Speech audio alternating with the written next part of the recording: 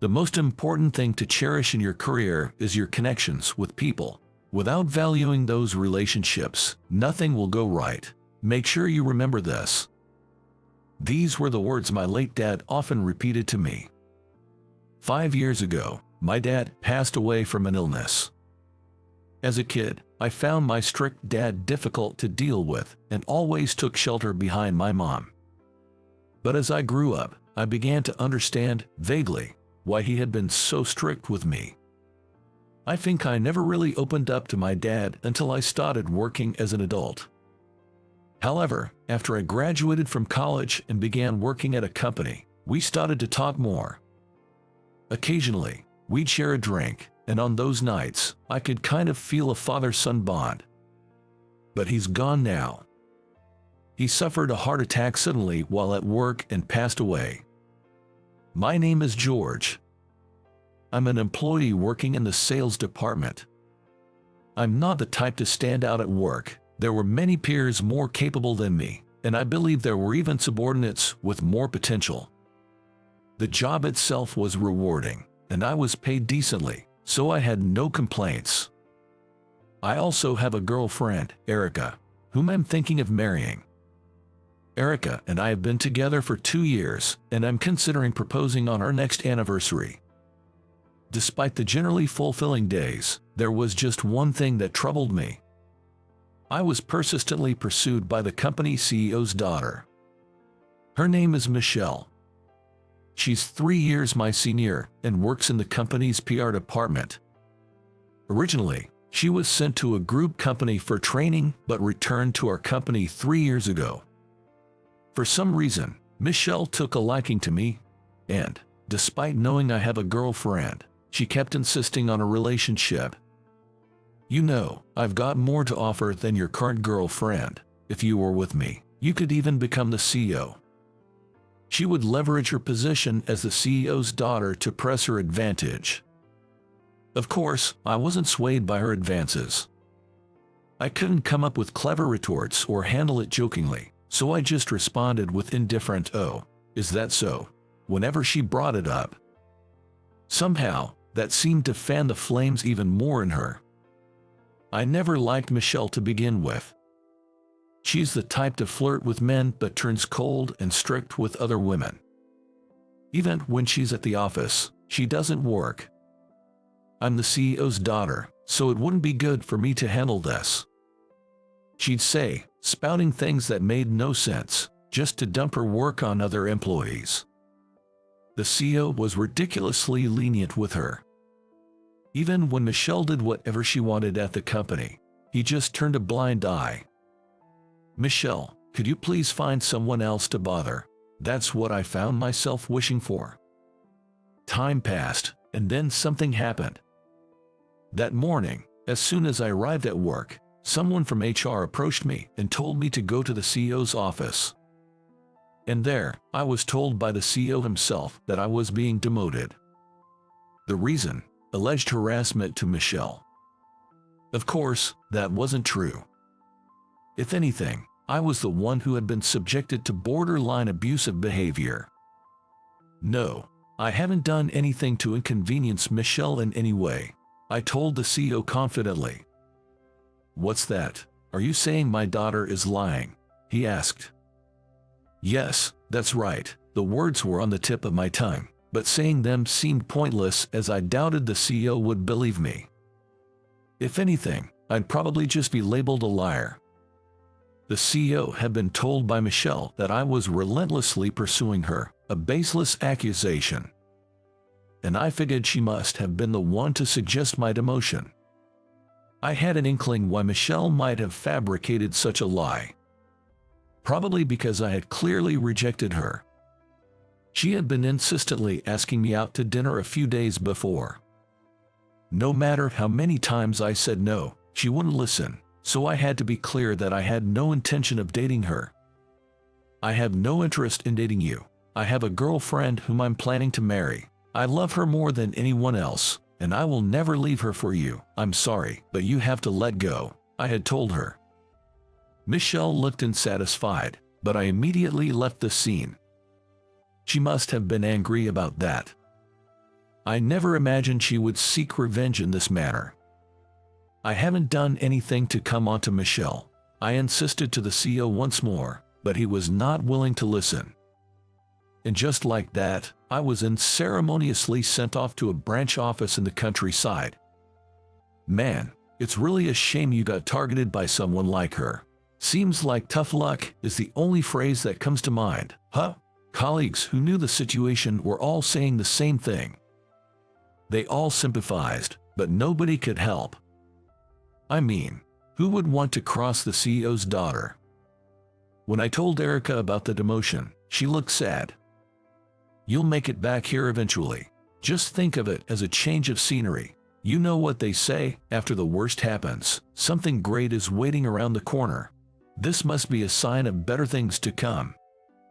As always, she lifted my spirits with her positive outlook. And so, we began a long-distance relationship. Nice to meet you. I've been transferred from the head office. My name is George. I look forward to working with you starting today. Sure, nice to meet you too. Even as I introduced myself, employees at the branch seemed uninterested. In fact, some even mocked me, saying I must have been sidelined because I was no good to use. At the branch, I was assigned to simple inventory management instead of sales. Honestly, I felt no sense of fulfillment. My days were just spent counting stock. When I finished work early and asked my boss if there was anything else I could help with, I was curtly told there wasn't anything and just left to sit around. I had pretty much become a corporate NEET. I lost a title, and the allowances I once had were gone. I stopped pondering too deeply about this so-called demotion. That was my daily routine until one day. A phone call came through for me. It was from a client of our company, one I had been in charge of when I was in the sales department at the head office. Now, another salesperson at the head office was handling them. John, the client's representative, was surprised to find out that I was no longer in charge and called me. George, we were doing business with your company because you were handling our account. Our CEO was quite shocked when the person in charge suddenly changed. John told me that. Why were you taken off the account? Did I do something to upset you? John asked, sounding concerned. No, that's 100% not the case. I responded immediately and whispered to John. Actually, I've been transferred to a branch in Maine. You could call it a demotion. I said with a wry smile. What, you, George? John was surprised. I almost blurted out something about Michelle, but managed to hold back. I'm really sorry for any inconvenience I've caused. I apologized to John and ended the call for the day. Then, about a week later, something happened that would greatly change my life. I had come home early that day and was having a drink at home. Then my work cell phone rang. Ah, it's President Smith. I had been speaking with the company representative, John, on the phone the other day. Nervously, I answered the call. Hello, long time no see. I've been out of touch, and I apologize for not having been able to properly say goodbye after the transfer, having heard from John recently. No, I'm the one who should apologize for calling you out of the blue. I just really wanted to talk to you, George. President Smith had just turned 40, a young executive. We had happened to meet at a bar once and shared a drink. He's a man with a calm demeanor and an approachable personality. According to John, the CEO had gone through quite a struggle, and I secretly admired President Smith for that. But hey, it's been a while. After some small talk, President Smith hesitantly asked if there was a reason for my transfer to the branch. Feeling I could confide in him, I honestly told him about the situation with Michelle. To which President Smith muttered in surprise. What? That's unbelievable. He seemed truly astounded. Then President Smith fell silent for a moment before making a shocking offer. If you're not opposed to the idea, George, would you consider joining our company? I intend to offer you better terms than you currently have." What? His company wasn't a major player, but they were pretty proactive in the IT sector and quite promising. Honestly, I'd rather work for President Smith's company than stay at my current job. That's what I thought. But I hesitated. But am I really up to it? I can't say I'm all that great at my job, I answered without much confidence. What are you talking about? I reached out to you precisely because it's you, George. In fact, I've been hoping for a while that you would join our team. President Smith told me. We've been dealing with his company for over 5 years now, and I was in charge from the beginning. Back then, as a greenhorn, it was the first account I was entrusted with, and it has a special place in my heart. Actually, President Smith's company faced the brink of bankruptcy once, 2 years ago. There's no benefit for us to keep doing business with that company. Let's cut the contract. That's what the CEO said at that time. He didn't even go through me, his point man, and went ahead to discuss the termination of the business deal with President Smith. And I heard he was pretty brusque about it. But I didn't want to stop the dealings. I believed they would bounce back, and more importantly, I valued our relationship. I kept on explaining the benefits of continuing our business with them to my CEO. All right, you've made your point. You should make sure it won't be a setback for us. It seems the CEO caved in and allowed the contract to continue. I'm truly grateful. If you had terminated the contract, our company would have gone under. Thank you, really, thank you so much. President Smith had said back then, with tears in his eyes. Seeing him like that, I remember feeling a warm sensation in my chest. After finishing the story, President Smith said, "We need someone like you, someone kind. It's not just about securing contracts. Business isn't about that. It's about the connection between people. George, you've perfectly mastered that. Please consider joining us." He made me an offer. That day, I said I would get back to him later and ended the call. But my mind was already made up. I immediately called Erica and shared with her what President Smith said and how I felt. If that's what you've decided, George, I'm behind you, and it's really nice to hear that another company's CEO understands you so well. Erica said that to me. Encouraged by Erica's support, I made up my mind to quit my current job and move on. A few days later, there I was, handing in my resignation letter to my boss. I see. This place wasn't a good fit for you. Well, okay then, I'll let HR know," he said in his usual disinterested tone. I had also informed President Smith about my resignation and how long I would be staying at the company. After finishing up my work at the branch, I headed to the head office to complete my departure procedures. Today was my last day at work. The colleagues at the head office, seeing me after a long time, looked at me with pity, but I felt a sense of liberation inside. I noticed that there were less employees there. Turns out, a few people had resigned due to the oppressive behavior of the CEO's daughter, Michelle. I could relate to how they felt. I was picking up my stuff together from the head office, ready to head over to HR. That's when it happened. "Hello." I turned around to the voice and there was President Smith. "Oh, Mr. Smith." It seemed he had come to talk about a business deal. And then, from behind, our CEO appeared as well. Apparently, there was a meeting between the two CEOs scheduled for today. Awkward. I was about to excuse myself. "Please join us, George. This is a direct order from me," President Smith said with a smile. At the word order, our CEO looked a bit surprised. It seemed he was yet unaware that I was moving to President Smith's company. And so, the three of us were to have a discussion in the conference room. "Thank you for transferring such a talented employee to our company," President Smith began with a bit of an edge to his words. Our CEO snorted through his nose, seemingly catching on to the situation. "So that's what this was about," he replied, his face twitching. Then the CEO spoke up. Is that the kind of employee you're okay with? A despicable man who would hit on my daughter. He glared at me sideways as he spoke. Is that really true? To me, George doesn't seem like the kind of person who would do such a thing. President Smith responded it confidently. Then, President Smith made a surprising statement. Since George has joined our company, I regret to say that we no longer have a reason to conduct business with your company. Therefore, we would like to terminate the contract by the end of this month, he said. The CEO looked shocked at these words. Is that so? Understood.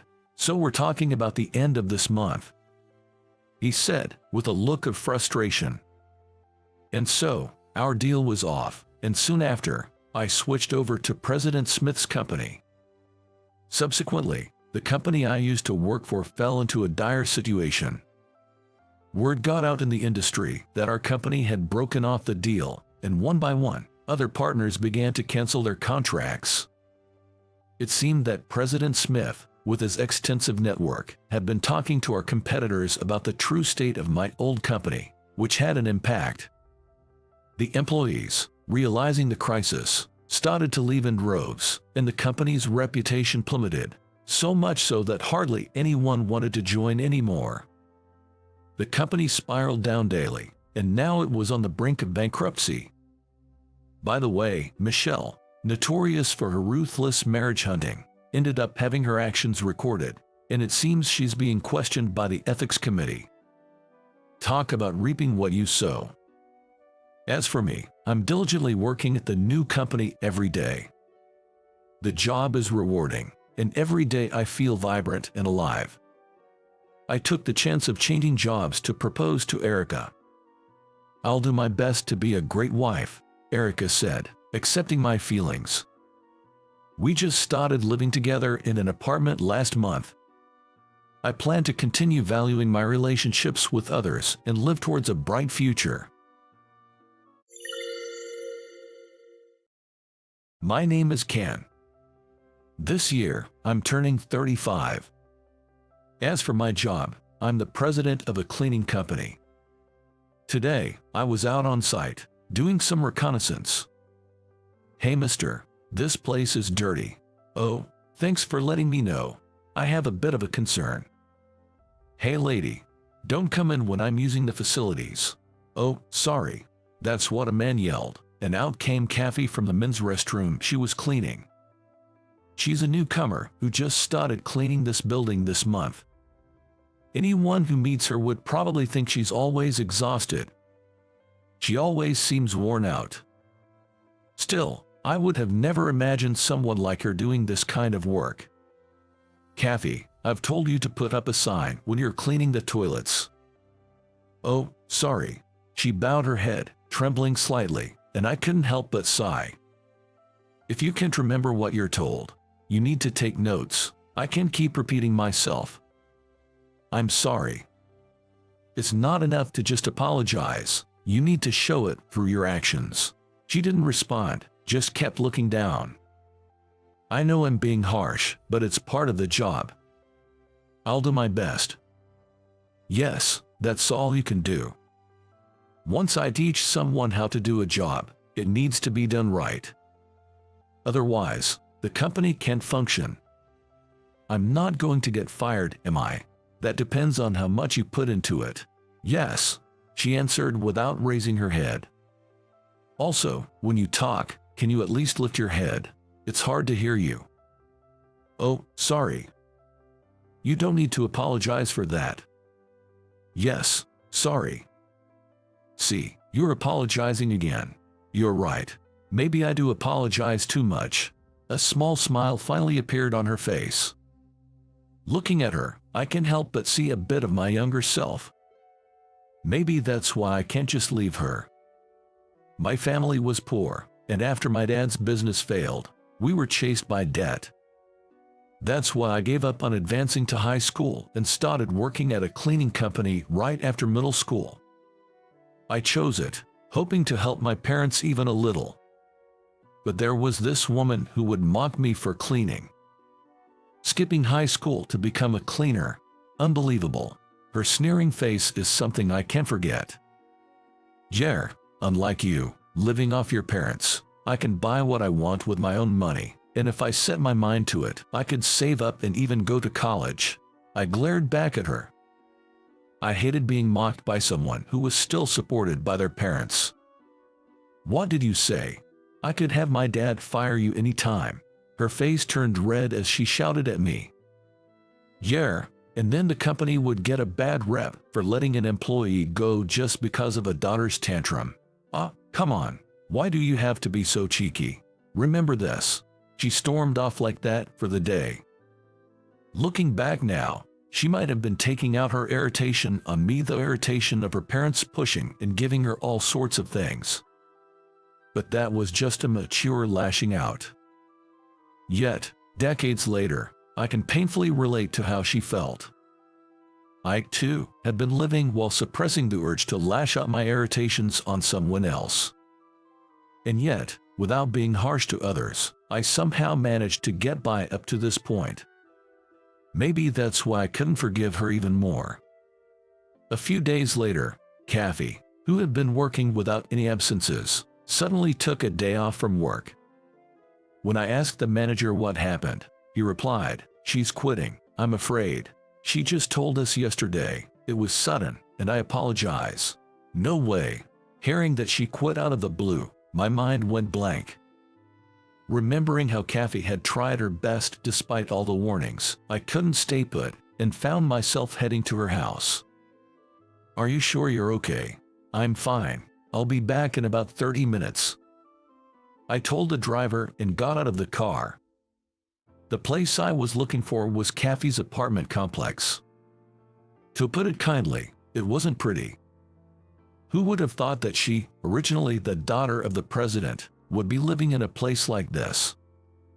Is it really okay for her to quit her job? My concern slipped out as a murmur. "Yes, this is Kathy." I rang the doorbell, and a worn-out-looking Kathy opened the door with a vacant expression. She was startled to see me in my designer suit. "Ken, is that you? Wait, what's with the outfit?" In that moment, her face clouded over rapidly. "Are you here to mock me?" It was she who used to sneer at me when she used to lead a rich life as the president's daughter. Her face, about to cry, turned towards me. "No, I'm just worried about you, Kathy." I gave her a gentle smile. "Worried? Are you satisfied to see how poor and fallen I've become?" "That's not what I think at all." At my words, tears started to overflow from her eyes. Covering her face with her hands, she sobbed, "I'm sorry. I've only just realized how awful I was to you. I don't even know how to apologize. Why did you suddenly quit your job? The day service system I was using changed, and the number of days I can use a helper has decreased. So I decided to switch to a job I can do from home." She explained her current situation to me.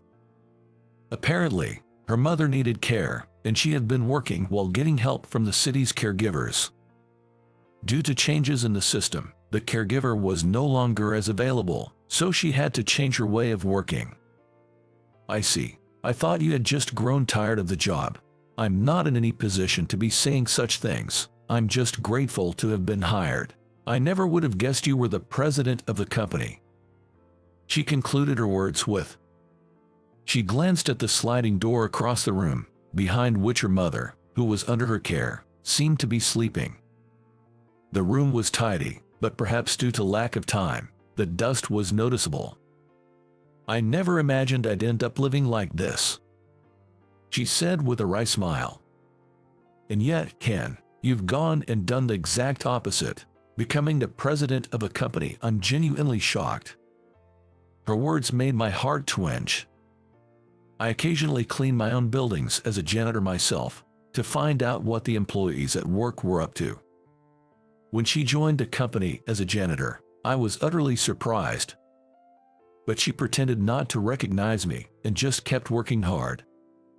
After my father passed away, we found out the company was in a lot of debt. It ended up in someone else's hands, and my mother worked herself to the bone trying to pay off the remaining debts until she became bedridden. When things got tough, not a single friend from my student days, when I took advantage of my father's power and did as I pleased, came to help me.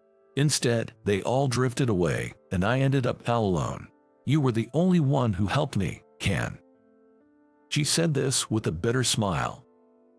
I learned that her so-called friends, seeing her in tatters because of the debt, had lied about job offers and even tried to push her into illegal work. Yet, despite her dire situation, I was the only one who gave her a job and trained her properly. You've had a tough time, huh? It's nothing compared to what you've been through. It's amazing. You've paid off your parents' debts and become the president of the company. I'm nothing like that. I managed to pay off the debts with my father's insurance. What? I'm in the same boat as you. My parents worked too hard to pay off their debts and ruined their health. Both my father and mother have passed away some time ago. I had no time to mourn their deaths. I was too busy working, and before I knew it, I had become the president. I had no idea. Kathy looked genuinely surprised at my words. So you'll get through this too. I did, after all. I never expected to be saved by someone I used to look down on. I was truly the worst back then. So, it's only natural that no one would help me. You're not the same person you were back then. She looked at me with wide eyes, surprised again. Indeed, I'm a different person now. Having been knocked down a peg, I've gotten much better. With that, she laughed. As I watched her, I was thinking about something. Hey, if it's okay with you, would you consider taking a more stable job? What kind of job? But I have to take care of my mom. I think we can work something out with your mom's care. Could you hear me out? If it's just listening, I guess that's okay. Later, I spoke to her, who looked puzzled about a certain facility. A few months later. Kathy, could you please take care of the bed making over here? Sure. Kathy was now working at the assisted living facility I ran. Here, the staff live on the premises and take care of the residents. Kathy's mother had also moved in, and Kathy was working as a full-time. Phew, I'm beat. I hope I can manage to study properly at night. It looks like you're working hard. I said this to her as she struggled with the bed making. Ken, I mean, sir, long time no see. She beamed at me when she noticed my presence. How's the job? Is it manageable? It's fine. The staff are all great people, always willing to help me out with work-related issues, and ever since my mother came here, she's become more peaceful and smiles a lot more. That's great to hear. A smile came naturally to my face at her words. To clarify, I hadn't hired her at this facility out of mere goodwill. There is a need for caregivers, and it's a profession where we could really use more hands. Despite the competitive terms offered compared to other job openings, it was hard to gather staff at this facility. It was during such times that I learned about Kathy's situation. We have Kathy assisting with care at this facility while she aims to get her caregiver's certification. But is that okay? To have the company cover the costs for studying and taking the exams. Caregiving is an industry where nurturing talent is crucial. I'm willing to invest in that. Investment, huh? When I hear that word, you look every bit the president. Well, I am the president, actually. I chuckled at her comment. When I was younger, I used to resent Kathy for all the snide remarks she made. But now, I don't feel that way in the slightest. I think of her as an irreplaceable employee, and I'd be happy if she felt a sense of attachment to her workplace. Thanks for everything. It's been tough, but life has a way of working out unexpectedly. Seeing her quietly smile, I truly felt glad I spoke to her. Her past unkind words were indeed awful. But now, she's reflecting on her past and walking down a new path in life. That's why I thought it'd be good to help her with her fresh start, even just a little. I'm sure she'll lead a fulfilling life from now on.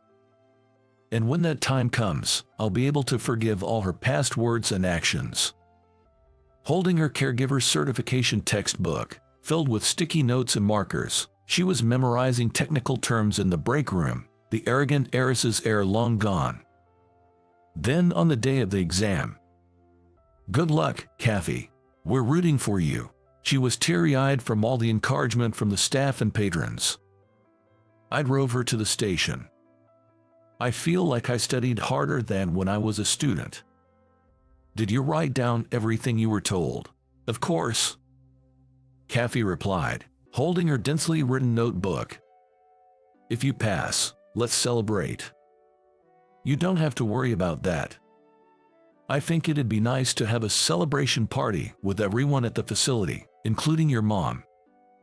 "I think I'd definitely cry." "Then make sure you pass."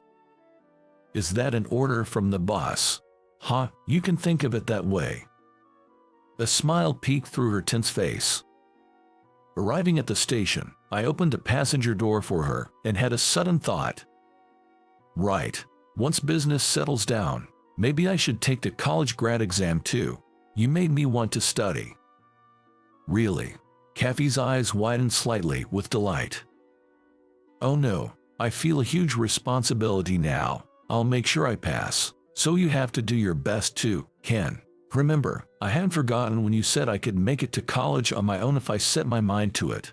Did I say that? Well, it does feel like I could actually do it. Anyway, just do your best, Kathy." "Yes, boss, I'm so glad to work for you, and I want to keep working even more, so I'll do my best." With that, Kathy headed for the station. A completely different look from her usual tired one. Her heartfelt smile was dazzling. And months later, the whole facility rejoiced when she was notified that she had passed the examinations. Kathy, receiving bouquets from everyone at the celebration party, no longer had the timid and tired expression from her cleaning days. "And now, I am studying for my college degree while running the company." It's not just her changing, I am changing too. Realizing this, I also realized the significance of her presence. Once I pass this exam, maybe it's time to move our relationship forward a bit. Thinking about this, I'm working hard at studying and my job today.